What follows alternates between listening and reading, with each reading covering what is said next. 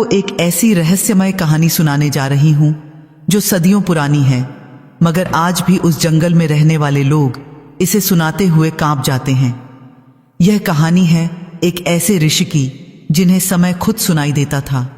जी हां, जो बीत चुका है और जो आने वाला है, दोनों ही उन्हें दिखते थे। लेकिन क्या आप जानते हैं, कुछ शक्तियां वरदान नहीं, श्राप होती हैं। और इस ऋषि को यह बात तब समझ आई जब बहुत देर हो चुकी थी। घने सालवन के बीच, जहां सूरज की रोशनी भी मुश्किल से पहुंचती थी, वहां एक गुफा थी। इतनी पुरानी, इतनी रहस्यमय कि आसपास के गांव वाले उसकी तरफ रात में देखने की भी हिम्मत नहीं करते थे। उसी गुफा में रहते थे ऋषि कालदर्श। नाम सुनकर ही समझ आता है ना, काल को देखने वाले, समय को जानने वाले। कहा जाता था कि जब वे ध्यान में बैठते तो पूरी प्रकृति थम जाती, पक्षी चहकना बंद कर देते, हवा का बहना रुक जाता और पेड़ों की पत्तियां भी हिलना छोड़ देती। ऐसा लगता मानो समय खुद रुककर उन्हें सुनने लगता हो। उनके चारों ओर एक अजीब सी शांति छा जाती, जो सुकून देने वाली नहीं बल्कि डरावनी होती थी। लोग दूर दूर से आते थे उनके पास। कोई पूछता किसी की संतान कब होगी, कोई जानना चाहता किसका युद्ध जीतेगा और कौन हारेगा, तो कोई यह जानने आता कि उसकी मृत्यु कब होगी। और ऋषि कालदर्श वे सब बता देते, बिना किसी संकोच के, बिना किसी भावना के। उनकी आवाज में न दया होती न खुशी, बस एक सपाट ठंडी आवाज जो भविष्य सुनाती जाती। शुरू में लोग खुश होते थे। किसे नहीं जानना चाहता अपना भविष्य, किसे नहीं चाहिए यह जानना कि आगे क्या होने वाला है। लेकिन धीरे धीरे लोगों ने देखा कि जो भी ऋषि के पास जाता, वापस आकर पहले जैसा नहीं रहता। कुछ लोग खुशी से झूम उठते तो कुछ के चेहरे पीले पड़ जाते, कुछ रोने लगते तो कुछ चुपचाप वापस चले जाते, मगर उनकी आंखों में एक अजीब सा डर तैर जाता। एक बार एक राजा आया था। वह जानना चाहता था कि उसका राज्य कितने वर्षों तक चलेगा। ऋषि ने उसकी तरफ देखा, फिर आंखें बंद कीं। कुछ पल ऐसे बीते मानो पूरी दुनिया ठहर गई हो। फिर उन्होंने आंखें खोलीं और बोले, तुम्हारा राज्य 3 पूर्णिमा तक चलेगा। चौथी पूर्णिमा को तुम्हारा अपना ही मंत्री तुम्हारी हत्या करेगा। राजा का चेहरा फक पड़ गया। वह वापस गया और अपने सभी मंत्रियों को मरवा दिया। लेकिन तीसरी पूर्णिमा के दिन उसका अपना पुत्र, जिसे उसने नया मंत्री बनाया था, उसी ने उसकी हत्या कर दी। ऋषि का कहा एक एक शब्द सच हुआ। ऐसी अनगिनत कहानियां थीं। कुछ लोग उनकी भविष्यवाणी सुनकर अपनी किस्मत बदलने की कोशिश करते, मगर नतीजा वही होता जो ऋषि ने कहा था। धीरे धीरे लोग समझ गए कि भविष्य को जानना और उसे बदलना 2 अलग बातें हैं, और ऋषि कालदर्श सिर्फ बता सकते थे, बदल नहीं सकते थे। गुफा के बाहर हमेशा एक अजीब सी खामोशी रहती। पेड़ों की छाया इतनी घनी थी कि दिन में भी अंधेरा रहता। पक्षी भी उस इलाके में घोंसला नहीं बनाते थे। जानवर भी उस तरफ नहीं जाते थे। बस एक ठंडी नम हवा चलती रहती जो रीढ़ की हड्डी तक सिहरन पहुंचा देती थी। ऋषि कालदर्श का जीवन बहुत साधारण था। वे सुबह उठते, नदी से जल लाते, फिर पूजा पाठ करते और बाकी समय ध्यान में बैठे रहते। उनके पास कोई शिष्य नहीं था, कोई सेवक नहीं था। वे अकेले थे, हमेशा अकेले, और शायद यही उनकी सबसे बड़ी सजा थी। लोग कहते थे कि उन्हें किसी देवता का वरदान मिला है।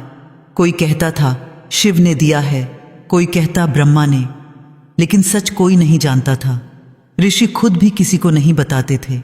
वे बस चुपचाप अपने ध्यान में लीन रहते, और जब कोई उनके पास आता तो बिना सवाल पूछे ही उसका भविष्य बता देते।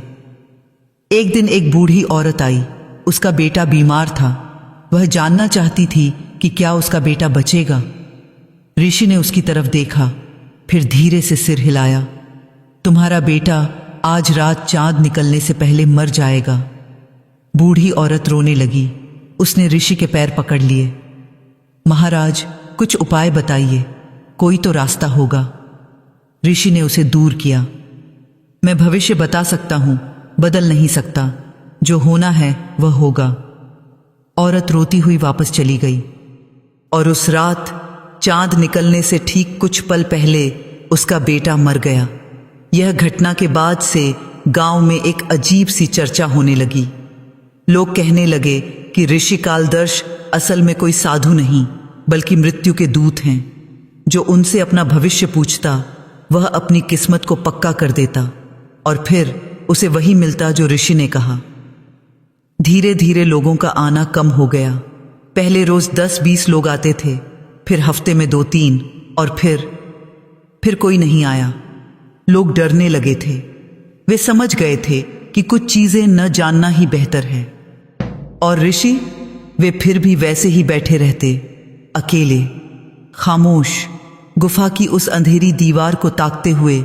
उनकी आंखों में अब भी वही ठंडक थी, वही गहराई, मगर कभी कभी बहुत गहराई में कहीं एक अजीब सा दर्द भी झलकता था, जैसे वे खुद भी इस शक्ति से तंग आ चुके हों, जैसे वे भी चाहते हों कि काश यह दृष्टि उनके पास न होती। लेकिन अब तो जो हो चुका था वह हो चुका था। अब तो बस जीना था इस श्राप के साथ। रोज सुबह उठना, रोज रात सोना और बीच में उन तमाम भविष्यों को देखना जो कभी बदल नहीं सकते थे। उस रात आकाश बिल्कुल काला था।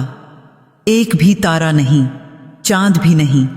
ऐसा लग रहा था मानो पूरा ब्रह्मांड सो गया हो या फिर किसी बड़े रहस्य के खुलने का इंतजार कर रहा हो।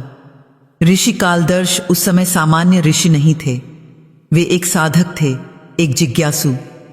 उन्हें सब कुछ जानने की ललक थी। उन्होंने वेद पढ़े थे, उपनिषद पढ़े थे, तंत्र मंत्र सब सीखे थे, लेकिन फिर भी उन्हें लगता था कि कुछ छूट रहा है, कुछ ऐसा जो सबसे ज्यादा जरूरी है। बरसों की तपस्या के बाद भी उन्हें वह सुकून नहीं मिला जो वे चाहते थे। वे जानना चाहते थे कि इस दुनिया का सच क्या है, समय क्या है, भविष्य क्या है, और क्या इंसान सच में अपनी किस्मत का मालिक है या फिर सब कुछ पहले से लिखा हुआ है। उस रात उन्होंने तय किया कि वे नील छाया को पुकारेंगे। नील छाया, एक ऐसी शक्ति जिसके बारे में सिर्फ कुछ गिने चुने तांत्रिकों को ही पता था। कहा जाता था कि वह न देवी है, न देवता, न भूत है, न प्रेत। वह बस एक छाया है, समय की छाया, और जो उसे पुकारता है उसे वह एक वरदान देती है। लेकिन हर वरदान के साथ एक श्राप भी जुड़ा होता है। ऋषि ने पूरी रात मंत्रों का जाप किया। उनकी आवाज गुफा की दीवारों से टकराकर गूंजती रही। बाहर हवा बिल्कुल रुक गई थी, पत्तियां भी नहीं हिल रही थीं। ऐसा लग रहा था मानो पूरी प्रकृति सांस रोककर कुछ इंतजार कर रही हो। आधी रात के बाद अचानक गुफा में एक अजीब सी ठंडक फैल गई, ऐसी ठंडक जो हड्डियों तक चुभती थी। ऋषि ने आंखें खोलीं। सामने कुछ नहीं था, कोई आकृति नहीं, कोई रोशनी नहीं, बस एक गहरा नीला अंधेरा। और उस अंधेरे में से एक आवाज नहीं, यह सीधे दिमाग में गूंज रही थी। तुमने मुझे क्यों बुलाया? ऋषि ने सांस ली। उनका पूरा शरीर कांप रहा था, लेकिन उन्होंने हिम्मत जुटाई। मैं अज्ञान से मुक्त होना चाहता हूं। मैं समय को देखना चाहता हूं। मैं जानना चाहता हूं कि भविष्य में क्या होने वाला है। कुछ पल खामोशी रही, फिर वह आवाज फिर गूंजी। तुम समय को देखना चाहते हो? हाँ। तुम जानते हो कि जो देखोगे उसे बदल नहीं पाओगे? ऋषि ने एक पल सोचा, फिर दृढ़ता से बोले, मैं जानना चाहता हूं, बदलना नहीं। मुझे ज्ञान चाहिए, शक्ति नहीं। नीलछाया ने कुछ नहीं कहा, बस गुफा में वह नीला अंधेरा और गहरा हो गया। और फिर ऋषि को लगा मानो कोई उनकी आंखों के पीछे, उनके दिमाग के अंदर कुछ घुमा रहा हो। एक तेज दर्द हुआ, इतना तेज कि वे चीख पड़े। उनकी आंखों से खून की बूंदें टपकने लगीं और फिर सब कुछ शांत हो गया। जब ऋषि ने आंखें खोलीं तो नील छाया जा चुकी थी। गुफा फिर से सामान्य थी, लेकिन ऋषि अब पहले जैसे नहीं थे। उनकी आंखों में एक अजीब सी चमक आ गई थी, एक ऐसी चमक जो डरावनी थी। उन्होंने अपने हाथ देखे, उन्हें सामान्य दिखे। फिर गुफा की दीवार देखी, वह भी सामान्य थी, लेकिन कुछ तो बदल गया था। वे महसूस कर सकते थे। अगली सुबह जब एक ग्रामीण उनके पास आया तब उन्हें पता चला कि उन्हें क्या मिला है। उस आदमी ने कुछ पूछा भी नहीं था, लेकिन ऋषि को दिख गया। उस आदमी का भविष्य साफ साफ जैसे कोई किताब खोलकर रखती हो। उन्होंने देखा कि वह आदमी अगले महीने एक सांप के काटने से मरेगा। उन्होंने यह भी देखा कि कैसे वह खेत में काम कर रहा होगा और अचानक एक काला नाग उसके पैर में डंक मार देगा। उन्होंने यह भी देखा कि कैसे वह तड़पते हुए मरेगा और उसकी पत्नी रोती रहेगी। ऋषि ने पहले तो सोचा कि यह उनकी कल्पना है, लेकिन फिर जब दूसरा आदमी आया, तीसरा आया, चौथा आया, हर किसी का भविष्य उन्हें साफ दिखने लगा। और सबसे भयानक बात, वे कुछ कर नहीं सकते थे, वे बस देख सकते थे। उन्हें नील छाया की बात याद आई, जो देखोगे उसे बदल नहीं पाओगे। अब उन्हें समझ आया कि यह वरदान नहीं, श्राप था। एक ऐसा श्राप जिससे वे कभी मुक्त नहीं हो सकते थे। अब वे हमेशा के लिए समय के गवाह बन गए थे। बस देखते रहना, जानते रहना और कुछ न कर पाना। अगले दिन से ऋषि कालदर्श का जीवन पूरी तरह बदल गया। अब वे जिस किसी को भी देखते उसका भविष्य उनके सामने खुल जाता। यह कोई धुंधली सी तस्वीर नहीं थी, बिल्कुल साफ, बिल्कुल स्पष्ट, मानो वह सब सामने घट रहा हो। एक छोटा बच्चा खेल रहा था गुफा के पास। ऋषि ने उसे देखा और साथ ही उसकी चिता भी दिख गई। वह बच्चा 17 साल की उम्र में एक दुर्घटना में मरने वाला था। ऋषि ने आंखें बंद की, लेकिन वह दृश्य दिमाग से नहीं गया। उन्होंने फिर आंखें खोली। बच्चा अभी भी खेल रहा था, हंस रहा था, लेकिन ऋषि को उसकी मृत चेहरा भी दिख रहा था। दोनों एक साथ, वर्तमान और भविष्य। एक जोड़ा आया था आशीर्वाद लेने। नववी विवाहित थे, खुश थे, उनकी आंखों में सपने थे, लेकिन ऋषि को दिख गया 5 साल बाद उस स्त्री की विधवा अवस्था। उसका पति युद्ध में मरने वाला था। ऋषि ने उन्हें आशीर्वाद दिया, लेकिन उनके मन में एक भारीपन था। वे जानते थे कि यह खुशी कितने दिनों की है। हर व्यक्ति, हर जीव, हर चीज, सबका अंत उन्हें दिखने लगा। एक पेड़ को देखते तो साथ में उसका सूखना भी दिख जाता। एक नदी को देखते तो उसका सूख जाना भी दिख जाता। यह शक्ति अब बोझ बन चुकी थी, एक ऐसा बोझ जिसे वे उतार नहीं सकते थे। लेकिन सबसे भयावह था खुद का भविष्य देखना। पहली बार जब उन्होंने अपना भविष्य देखा तो उनकी सांसें रुक गईं। वे ध्यान में बैठे थे और अचानक उन्हें दिखा एक अंधेरी रात गुफा के अंदर, और उनके पीछे से आता हुआ एक साया, काला, भयानक, डरावना। और फिर वह साया उन पर हमला करता है। ऋषि तड़पते हैं, चीखते हैं, लेकिन कोई नहीं आता। और फिर खत्म। ऋषि की आंखें खुलीं। वे पसीने से लथपथ थे, उनका पूरा शरीर कांप रहा था। यह सपना नहीं था, यह भविष्य था, उनका अपना भविष्य, उनकी अपनी मृत्यु।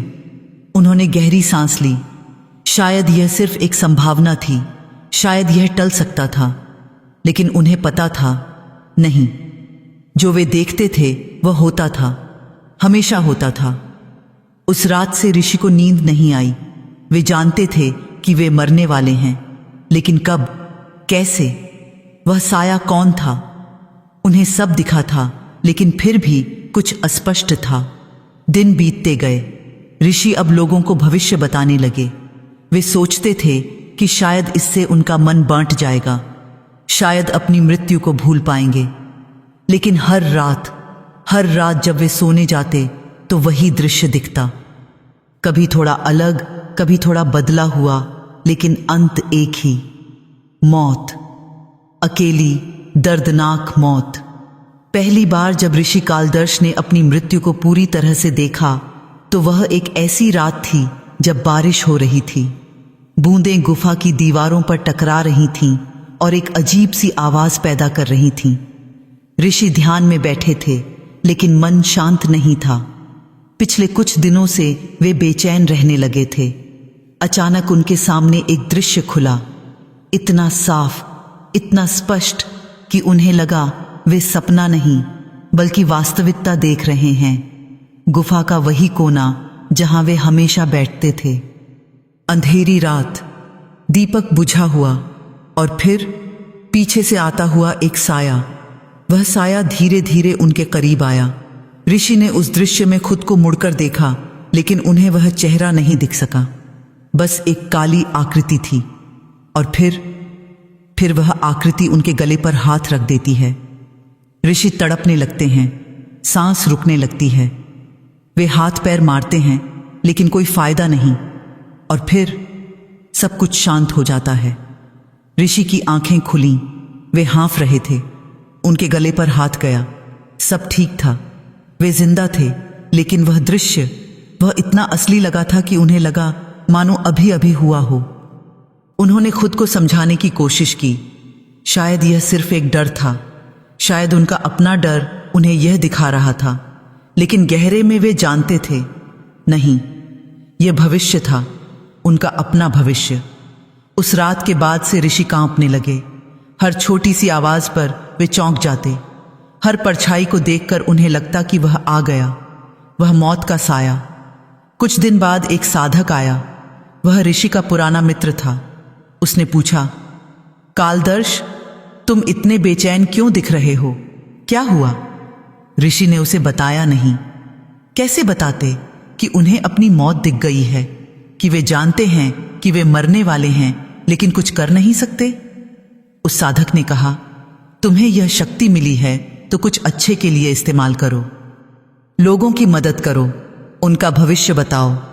ऋषि मुस्कुराए, कड़वी मुस्कान। उन्होंने सोचा, काश इतना आसान होता, काश भविष्य देखना और उसे बदलना एक ही बात होती। रातें अब ऋषि के लिए सबसे बड़ा श्राप बन गई थीं। दिन में तो वे किसी तरह अपने आप को व्यस्त रखते, लोगों से बात करते, ध्यान करते, मंत्र जपते। लेकिन रात जैसे ही उनकी आंखें बंद होती, वही दृश्य शुरू हो जाता। पहली रात उन्हें दिखा कि उनका गला घोंटा जा रहा है। दूसरी रात दृश्य बदल गया। इस बार वे जिंदा जलाए जा रहे थे। गुफा में आग लगी हुई थी, चारों तरफ लपटें थीं। ऋषि चीख रहे थे, भागने की कोशिश कर रहे थे, लेकिन गुफा का दरवाजा बंद था और वही काला साया बाहर खड़ा हंस रहा था। ऋषि तड़प कर उठे, पूरा शरीर पसीने में लथपथ था। उन्होंने अपने हाथ देखे, कोई जलन नहीं थी, कोई निशान नहीं था, लेकिन दर्द असली लग रहा था। वे उस आग को महसूस कर सकते थे। तीसरी रात और भयानक थी। इस बार उनकी जीभ काटी जा रही थी। किसी ने उन्हें पकड़ रखा था और धीरे धीरे, बहुत धीरे धीरे उनकी जीभ को काटा जा रहा था। ऋषि दर्द से तड़प रहे थे, खून बह रहा था और वह काला साया, वह बस देख रहा था, बिना किसी भावना के, बिल्कुल वैसे ही जैसे ऋषि दूसरों का भविष्य देखते थे। ऋषि उठे और उन्होंने अपना मुंह खोला। जीभ ठीक थी, लेकिन वह स्वाद, खून का वह स्वाद अभी भी मुंह में था। हर रात एक नई मृत्यु। कभी छुरे से मारे जाते, कभी जहर पिलाया जाता, कभी पत्थरों से कुचले जाते, कभी पानी में डुबोए जाते। हर बार मौत अलग होती, लेकिन कुछ चीजें हमेशा एक सी रहती। वह काला साया, वह गुफा और वह अकेलापन। हर बार ऋषि अकेले मरते। कोई उनकी मदद के लिए नहीं आता, कोई उनकी चीखें नहीं सुनता, बस वे और उनकी मौत। ऋषि समझ गए कि नीलछाया ने उन्हें सिर्फ भविष्य देखने की शक्ति नहीं दी थी, उसने उन्हें अपनी मौत को बार बार जीने का श्राप भी दिया था। हर रात मरना और हर सुबह जिंदा होना, यह किस तरह का वरदान था? ऋषि ने सोचा कि शायद वे इस श्राप से मुक्त हो सकते हैं। उन्होंने फिर से नीलछाया को पुकारने की कोशिश की। रातों रात मंत्र जपते रहे, तंत्र साधनाएं की, लेकिन नीलछाया नहीं आई। वह एक बार आई थी, वरदान दिया था और चली गई थी। अब वह वापस नहीं आने वाली थी। ऋषि को एहसास हुआ कि अब कोई रास्ता नहीं था। वे इस श्राप के साथ जीना सीखना होगा, हर रात मरना होगा और हर सुबह जिंदा होना होगा। जब तक कि असली मौत न आ जाए। और सबसे बुरी बात यह थी कि वे नहीं जानते थे कि वह असली मौत कब आएगी। कौन सी रात वाली मौत असली होगी? गला घोंटना, जलाया जाना, छुरा मारा जाना या कुछ और? यह अनिश्चितता उन्हें हर वक्त परेशान करती रहती। हर रात सोने से पहले वे सोचते, क्या आज की रात वही रात है? क्या आज मैं सच में मर जाऊंगा? लेकिन सुबह होती रहती और वे जिंदा रहते। धीरे धीरे ऋषि कालदर्श बदलने लगे। पहले वे खुले दिल से लोगों से मिलते थे, उनका भविष्य बताते थे, लेकिन अब वे लोगों को देखना ही नहीं चाहते थे, क्योंकि हर व्यक्ति को देखकर उन्हें दो चीजें दिखती थीं। एक, उस व्यक्ति का भविष्य। दूसरा, उस व्यक्ति के चेहरे में उन्हें अपना ही प्रतिबिंब दिखता। वे सोचते, क्या यह वही व्यक्ति है? क्या यही मुझे मारेगा? क्या इसी का वह काला साया है? उन्होंने लोगों से बात करना कम कर दिया, भविष्य बताना भी लगभग बंद कर दिया। जब कोई आता तो वे कहते, आज मेरी तबीयत ठीक नहीं है, कल आना। और अगला दिन आता तो फिर वही बहाना। धीरे धीरे लोगों ने आना कम कर दिया। वे समझ गए कि ऋषि अब पहले जैसे नहीं रहे। कुछ लोग कहने लगे कि ऋषि पागल हो गए हैं, कुछ कहने लगे कि उन्होंने कोई श्राप झेल लिया है। और सच तो यह था कि दोनों ही बातें सही थीं। ऋषि पागल हो रहे थे और वे श्रापित भी थे। उन्होंने गुफा को बंद करना शुरू कर दिया। पहले तो गुफा का दरवाजा हमेशा खुला रहता था, कोई भी आ सकता था, लेकिन अब ऋषि ने एक भारी पत्थर लुढ़काकर दरवाजे पर रख दिया। अब अंदर जाने के लिए उसे हटाना पड़ता था।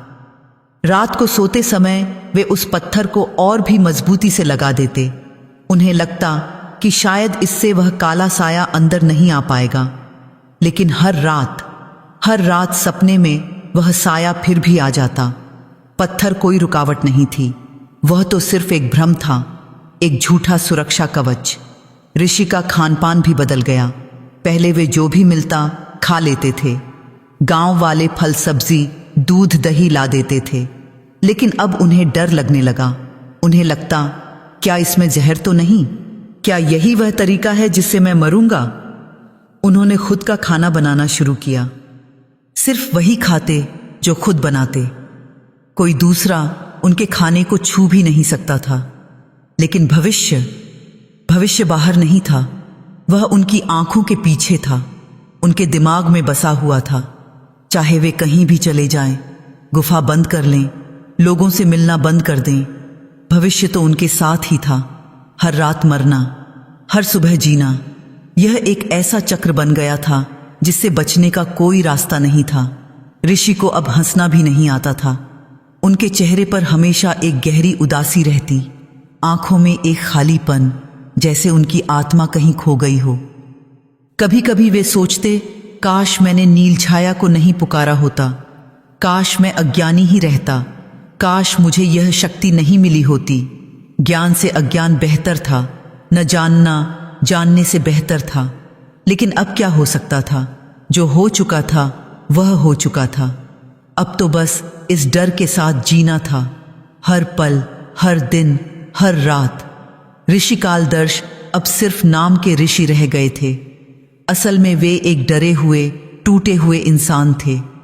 एक ऐसा इंसान जो अपनी मौत को रोज देखता था और फिर भी जीने के लिए मजबूर था। रहे गुफा की दीवारों पर अब उन्होंने कुछ निशान बनाने शुरू किए।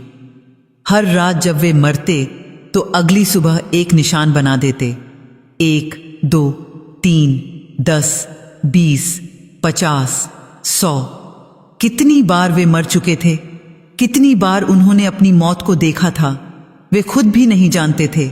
लेकिन वे निशान गिनते रहते। शायद इससे उन्हें लगता था कि वे अभी भी कुछ नियंत्रण में हैं, कि वे अभी भी गिन सकते हैं। लेकिन गहरे में वे जानते थे यह सब बेकार था। कोई गिनती, कोई पत्थर, कोई दरवाजा, कुछ भी उस काले साये को नहीं रोक सकता था। जब वह आना चाहेगा वह आएगा, और तब असली अंत होगा। बरसों बीत गए। ऋषि कालदर्श अब पूरी तरह से अकेले हो चुके थे। गांव वालों ने भी उन्हें भूला दिया था। कभी कभार कोई यात्री भटक कर आ जाता, लेकिन ऋषि की हालत देखकर डरकर भाग जाता। ऋषि के बाल अब सफेद हो चुके थे, हालांकि उम्र उतनी नहीं थी। चेहरे पर गहरी झुर्रियां पड़ गई थीं, आंखें धंस गई थीं। वे किसी भूत से कम नहीं लगते थे। एक दिन एक युवक आया, उसका नाम था अनिरुद्ध। वह दूर से आया था और उसने ऋषि कालदर्श के बारे में सुना था। उसने ऋषि देखी था। उसे बताया गया था कि यहाँ एक महान ऋषि रहते हैं जो भविष्य देख सकते हैं।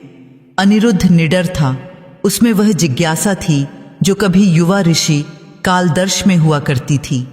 उसे ज्ञान चाहिए था, उसे सीखना था। उसने गुफा के दरवाजे पर दस्तक दी। कोई जवाब नहीं आया। उसने फिर दस्तक दी। तब अंदर से एक कमजोर सी आवाज आई, चले जाओ, यहां कुछ नहीं है। लेकिन अनिरुद्ध हार मानने वाला नहीं था। उसने पत्थर को धकेला और अंदर चला गया। गुफा अंधेरी थी। एक कोने में ऋषि बैठे थे। उनकी हालत देखकर अनिरुद्ध को धक्का लगा। यह वही महान ऋषि थे? गुरुदेव, अनिरुद्ध ने कहा, मैं आपसे शिक्षा लेने आया हूं। ऋषि ने उसकी तरफ देखा और साथ ही उसका भविष्य भी दिख गया, अनिरुद्ध का भविष्य। लेकिन इस बार कुछ अलग था। ऋषि ने जो देखा वह उन्हें हिलाकर रख गया। उन्होंने देखा कि अनिरुद्ध ही उनकी मौत का कारण बनेगा। यह वही युवक था, वह काला साया, वह अनिरुद्ध का ही साया था। ऋषि की सांसें तेज हो गईं। उन्होंने तुरंत कहा, चले जाओ यहां से, मुझे कोई शिष्य नहीं चाहिए। लेकिन अनिरुद्ध नहीं गया। उसने कहा, गुरुदेव, मैं दूर से आया हूं, मुझे ज्ञान चाहिए, कृपया मुझे यहां रहने दीजिए। ऋषि ने सोचा, अगर वे अनिरुद्ध को भगा देंगे तो शायद भविष्य बदल जाए, शायद वे बच जाए। लेकिन फिर उन्हें अपनी ही शक्ति याद आई। भविष्य नहीं बदलता, जो होना है वह होगा। फिर भी उन्होंने कोशिश की। तुम नहीं रह सकते यहां, यह जगह तुम्हारे लिए नहीं है। अनिरुद्ध ने हठ किया, मैं नहीं जाऊंगा गुरुदेव, मैं आपकी सेवा करूंगा, बस मुझे ज्ञान दीजिए। ऋषि हार गए। उन्हें पता था कि यह नियति है। अनिरुद्ध को आना ही था और उन्हें मरना ही था। कुछ दिन बीते। अनिरुद्ध गुफा के बाहर एक छोटी सी झोपड़ी बनाकर रहने लगा।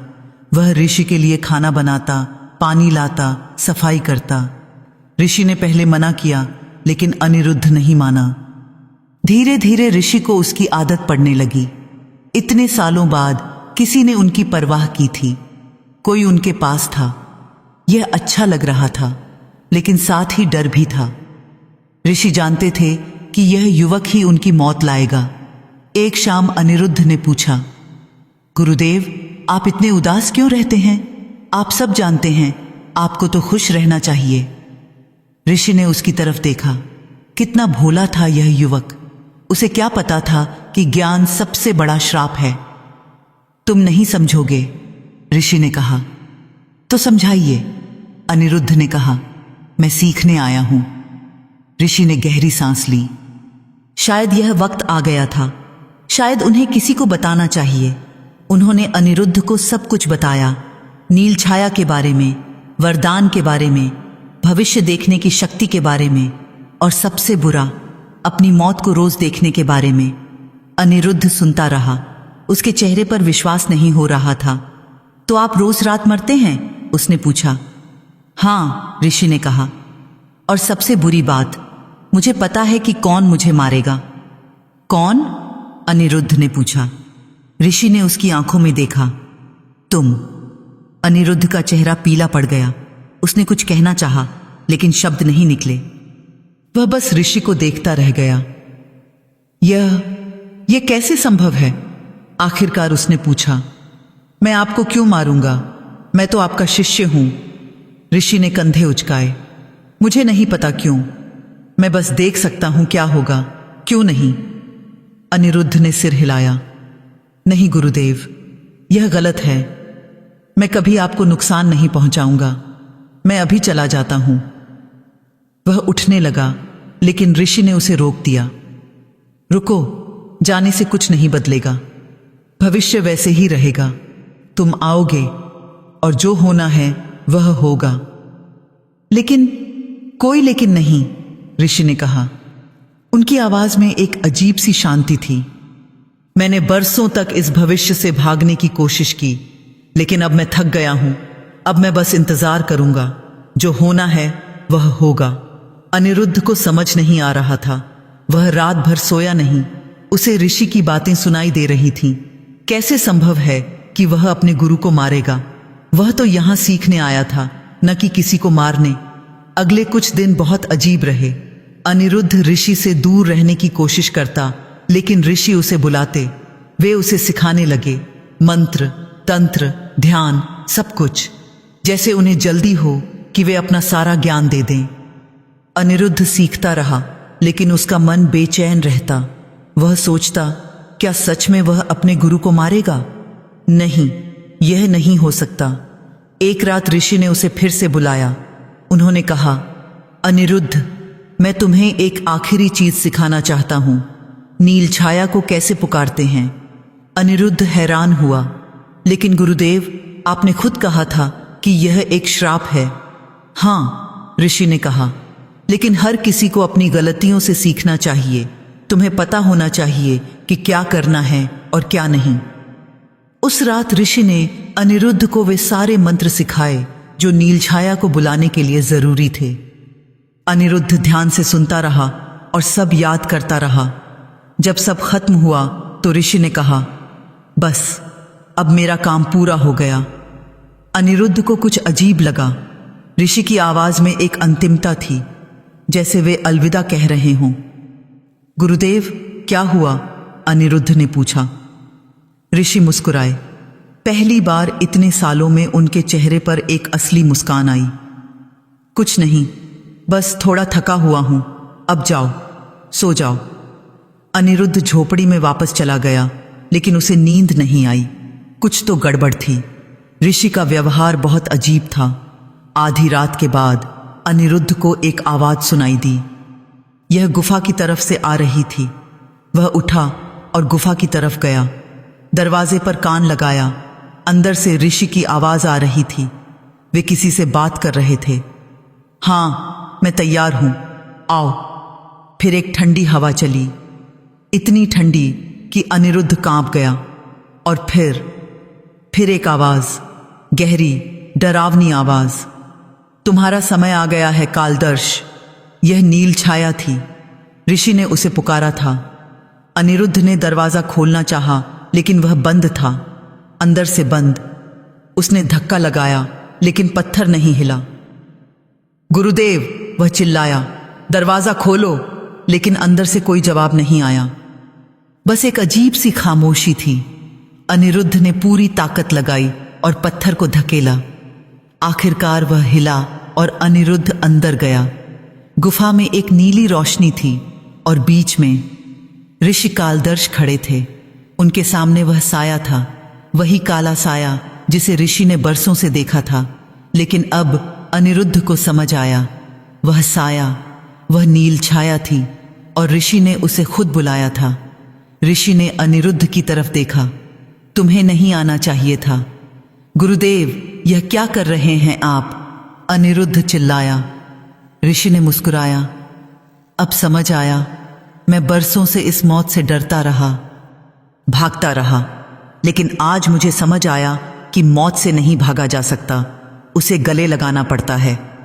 नील छाया ने ऋषि को घेर लिया। वह काला नीला साया धीरे धीरे उनके चारों ओर घूमने लगा। अनिरुद्ध कुछ करना चाहता था, लेकिन उसका शरीर जम गया था। वह हिल नहीं पा रहा था। ऋषि शांत खड़े थे। उनके चेहरे पर अब कोई डर नहीं था, सिर्फ स्वीकृति थी। तुमने बरसों मुझे पुकारा, नील छाया की आवाज गूंजी। और अब जब तुम्हारा असली समय आया तो तुमने खुद मुझे बुलाया। क्यों? ऋषि ने गहरी सांस ली। क्योंकि मैं समझ गया, भविष्य से नहीं भागा जा सकता, डर से नहीं भागा जा सकता। जितना भागोगे उतना ही वह तुम्हारे पीछे आएगा। इसलिए बेहतर है कि उसका सामना करो। लेकिन तुम डरते थे, नील छाया ने कहा। तुमने बरसों डर में जिया। हाँ, ऋषि ने स्वीकार किया। और वही मेरी सबसे बड़ी गलती थी। मैं भविष्य जानने के लिए तुम्हें पुकारा था, लेकिन जब मुझे अपना भविष्य दिखा तो मैं डर गया। मैं उस ज्ञान से भाग गया जो मैंने खुद मांगा था। ऋषि ने नील छाया की तरफ देखा, लेकिन आज मुझे समझ आया, डर नहीं, स्वीकार, यही असली ज्ञान है। जो होना है उसे होने देना, लड़ना नहीं, बहना। नील छाया कुछ पल चुप रही, फिर उसने कहा, तो तुम तैयार हो? हाँ, ऋषि ने कहा, मैं तैयार हूं। और उसी पल अनिरुद्ध का शरीर छूट गया। वह आगे भागा। नहीं गुरुदेव, लेकिन ऋषि ने उसे रोक दिया हाथ उठाकर, और उसी पल अनिरुद्ध फिर से जम गया। ऋषि ने उसकी तरफ देखा। उनकी आंखों में अब वह डर नहीं था जो बरसों से था, बस एक गहरी शांति थी। अनिरुद्ध, उन्होंने कहा, तुमने आज मुझे एक बहुत बड़ा सबक सिखाया। मैंने? अनिरुद्ध हैरान था। हाँ, ऋषि मुस्कुराए, मैं सोचता था कि तुम मुझे मारोगे। मैंने वह भविष्य देखा था, लेकिन मैं यह नहीं समझा कि क्यों। आज समझा। क्या? अनिरुद्ध ने पूछा।